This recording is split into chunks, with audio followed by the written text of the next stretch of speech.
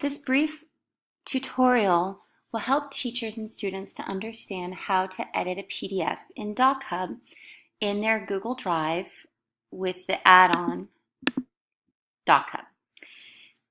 Finding articles online that are peer-reviewed or that are reliable is really important.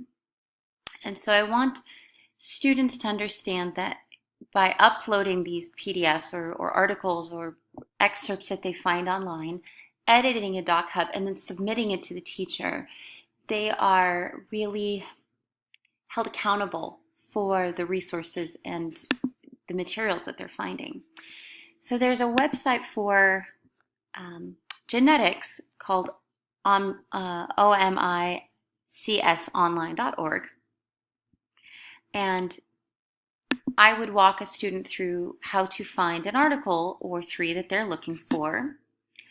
Once they click on the article that they would like, they can open it, and it'll give them an option on the abstract to download as a PDF. And once they've downloaded that as a PDF, they can then upload it into Google File Upload into Google Drive, and then they can open it with DocHub. Once they've opened the document with DocHub, there will be a toolbar at the top that allows them to write on the document, highlight it, and even copy it. Well, I've already opened this once, so it'll ask me, do I want to use my existing or do I want to create a duplicate? I would like to use my existing. I've created up here a text block to write student name. I've used a highlighter, bright yellow, to sort of highlight the title of this. But if I wanted to create a comment or an annotation, I click on the comment box and I can begin to comment some of my thoughts over here about this abstract. Genome editing technologies over the past few years is providing fast and effective tools to precisely manipulate the genome at specific locations.